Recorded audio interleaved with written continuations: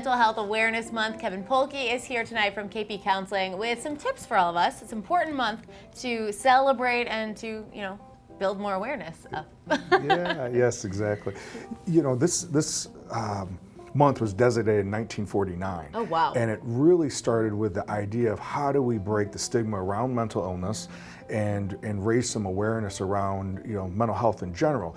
Today, we still try to, focus on breaking that stigma about seeking assistance, seeking help, seeking counseling, as well as the stigma, the stereotypes around mental illness. But really, there's more of a focus on mental health and mental well-being than any time before. So this is an exciting time. It is. I think a lot of people are thinking about mental health in a comparison to physical health. For the first time, it seems like you don't have to have a problem or feel like you're suffering in order to check in on your mental health. Yeah, and I think you're 100% right. I think that is really where the emphasis for what I do and for what we're doing at KP is that we don't have to wait till you are completely disabilitated because of your mental or emotional problems, but how can we start addressing it early on? What are those early signs that something may be going on, and how do we address that, as well as just some psychoeducation and self-help regarding what are you doing to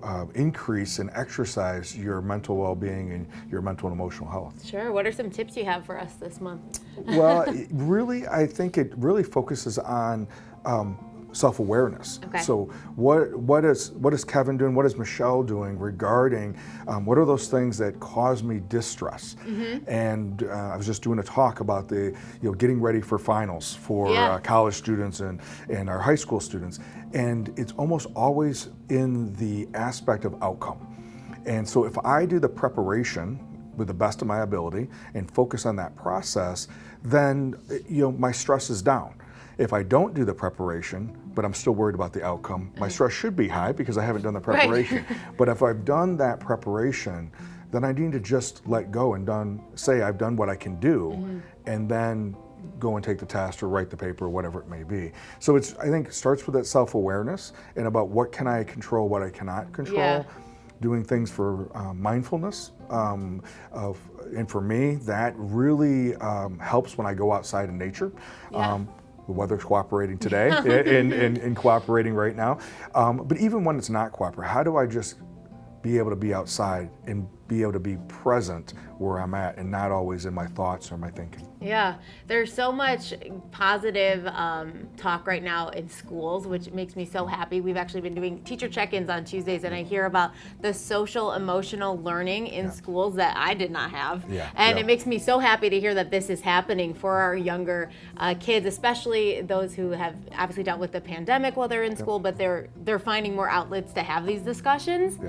Which is huge. Well, and I think 100% just being able to have conversation about it, not just as a segment of a portion of our day or just in health class, but having all the teachers being able to have it as part of their actual classroom management. And so I think there's definitely a movement toward that area, and some, our really strong teachers have always done it, but they didn't call it social emotional learning. They just called it just being dumb. And so I do think there's much more of an emphasis on it, and especially now, this generation is much more open of talking about feeling anxious, feeling depressed, feeling sad.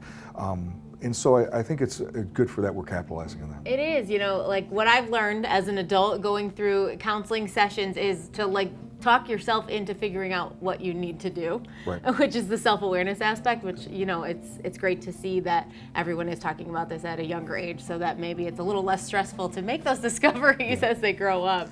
Well, and I think, going along with that, when I'm upset, I notice that I'm upset, that's that self-awareness, and then being able to pause and go, what am I upset about? Am I upset because I'm not being true to who I am? Or I'm upset because how I'm going to look in front of someone else, or what they're going to, if they're going to judge me. So being aware of all those things is kind of that first part. And if I don't know, where do I fit in and where do I belong, then how do I explore that? How do I explore what is it that I'm curious about that